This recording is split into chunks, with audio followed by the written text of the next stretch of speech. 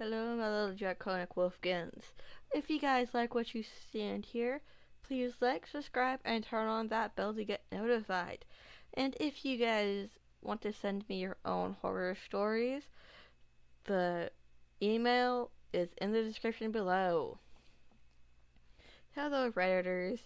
I'm new to this platform. Before we get started with the story, the reason why I'm posting this is to find out some answers. Me and a friend had this conversation the other day, and we came to the conclusion that we both had seen her. Oh no. Hopefully, we could answer your questions. If these three characters I mentioned remind you anything similar you have experienced, please let us know. Oh, we will.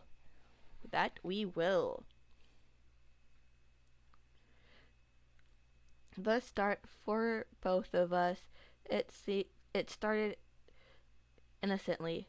For me, 3F at the time, it started as a friendship. I really liked playing at the attic. Nobody lived there anymore, so I kept my toys there and didn't go anywhere until somebody would call me out. Really? You liked playing in the attic? I mean, granted, if you have the space and the room up there and it's at least habitable, why not? As a kid, I was very shy and socially awkward. Honestly, same. I'm still fairly shy and socially awkward. But the moment I get to know you, I won't stop talking.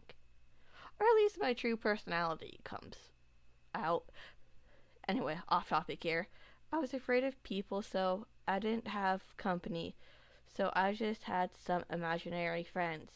There were three. Amelia, she was a teenager. She was pretty. She had long black hair, fair to pale skin, and a long white dress with puffy sleeves. She was quite like me, so even if we didn't speak much, we got along well. Aw, that's adorable. 2. Her granddad. I didn't like him. He liked to shapeshift into anything my current fear was. What a dick.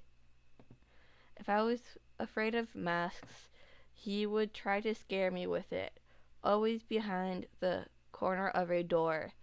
The only time I saw him without shape-shifting on was when I was 8. What the fuck? Okay.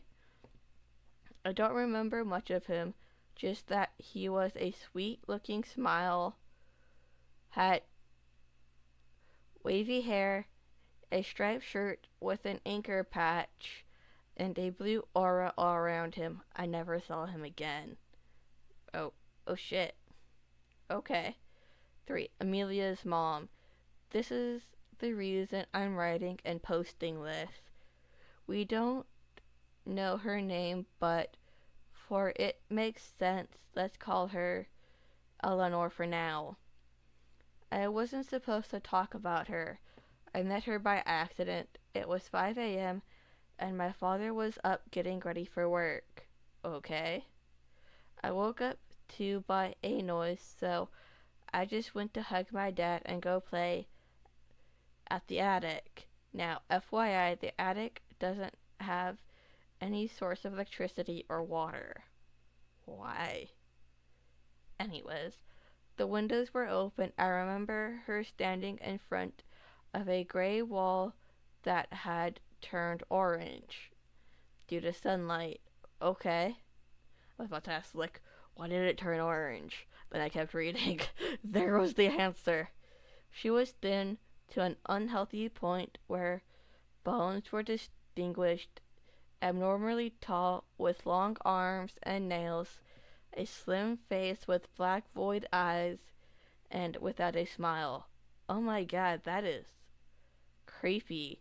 She was wearing a lavender colored knitted jumper, um, for all of us Americans, a sweatshirt, torn on the edges, and big pearls that would totally weigh as much as dog chains.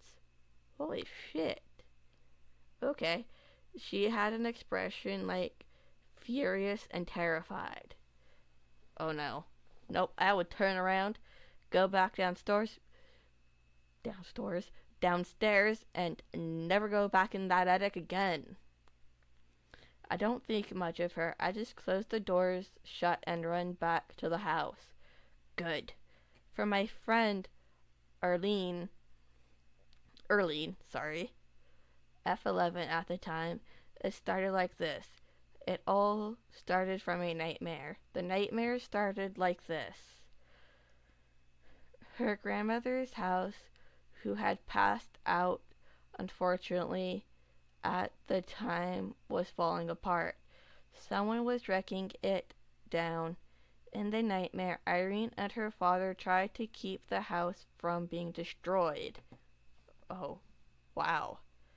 And she was there. Eleanor. She was screaming repeatedly, "Get out of my house! Who are you? What are you doing here? Get out now!" What the fuck? No! Then it started. Eleanor would mess around with Arlene. She would walk around the house slowly, hitting her nails on the kitchen counter with slow rhythm, hide behind doors, and peek at Arlene and her family and mess with the light switches. Burn the house down and move. That's all I got to say. Just burn down the house and move like a spider. Like you do with a spider if you're terrified of spiders. All of this during nighttime. Then she started making her appearance. She was everywhere Irene's eyes would land on. For example, at school, they had high windows near the ceiling, and she would spot Eleanor peeking from her there. Nope. She would always sense her around, feel her vision watching her, without her doing anything other than scaring her. I mean, which is fair, that would be terrifying to a kid. Most recent events.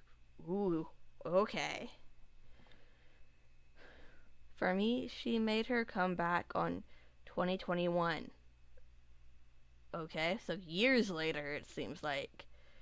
Every summer till the summer of 2023. Oh, okay, so up until 2 years ago, I guess. Summer 2021, I firstly saw her again at an abandoned building full of dirt, dust, and fallen apart. What? Why? I had the same nightmare for 7 days. It was the same scenario. I would go to the lake during nighttime with a girl.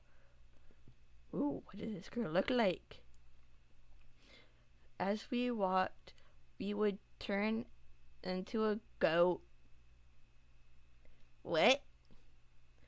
And features like her eyes and nails and teeth would grow sharper. Oh, hell nah. Nah, I would wake up and never sleep again. I'm sorry.